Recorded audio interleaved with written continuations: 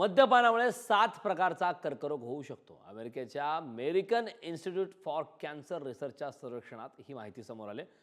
कमी मद्यपान करणाऱ्यांनाही सावधानतेचा इशारा देण्यात आला आहे. मद्य सेवनामुळेही कर्करोगाचा धोका. अमेरिकी सर्जन जनरलचा इशारा काय? बाटल्यांवरही कर्करोगाचा इशारा अनिवार्य. बदलत्या जीवनशैलीमुळे मद्यपान आणि धूम्रपान करणं अनेकांसाठी सामान्य गोष्ट झाली आहे. अनेक लोक अशा सवयींना बळी पडतायत. धूम्रपानामुळे कर्करोग होऊ शकतो असं सिगारेटच्या पाकिटावरही लिहिलेलं असतं. मात्र मद्यपानाबाबत कर्करोगाचा इशारा दिलेला नसतो. आता तसा इशारा देण्यात यावा अशी मागणी अमेरिकेतील संशोधक डॉक्टर विवेक मूर्ती यांनी केली आहे. कारण मद्यपानामुळे कर्करोगाचा धोका जास्त वाढतो असा इशारा त्यांनी दिलाय. अल्कोहोलमुळे 7 प्रकारचे कर्करोग होऊ शकतात. त्यामुळे अल्कोहोलयुक्त पेयांच्या बाटल्यांवर कर्करोगाचा इशारा देण्यासंबंधी माहिती छापण्याची गरज असल्याचंही त्यांनी स्पष्ट केलं. कोणत्या कर्करोगांचा धोका अधिक?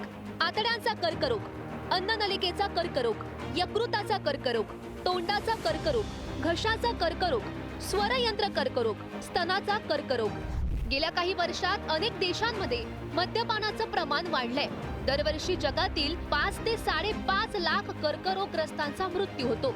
कर्करोगाची विविध कारणं सांगितली जात असली तरी मद्य सेवन हेही कर्करोगाचं कारण असल्याचं आता अमेरिकी वैद्यकीय तज्ज्ञांनी सांगितलंय.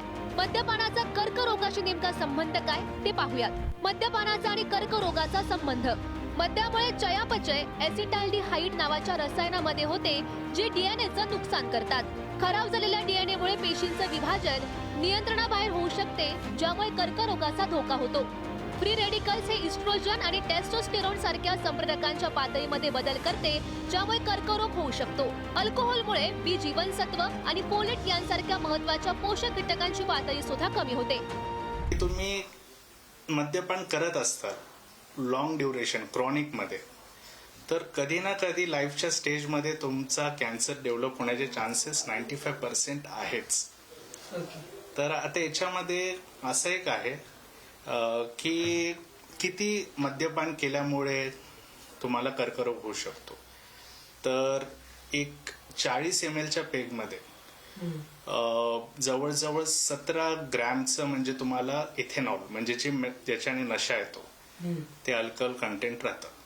आणि जर ते कुठला व्यक्ती खूप जास्ती हेवी ड्रिंकर असेल, तो 250 ग्रॅमच्या वर जर पित असेल तर हाय चान्सेस आहे काही वर्षामध्येच म्हणजे 4 ते 5 किंवा 8 वर्षामध्ये नक्की तो कॅन्सरचे लक्षणं दाखवायला सुरू करेल. खरं तर अनेक दशकांपासून मर्यादित मद्यपान केल्यानं हृदयविकाराचा झटका आणि स्ट्रोक टाळण्यास मदत होते असं मानलं जायचं.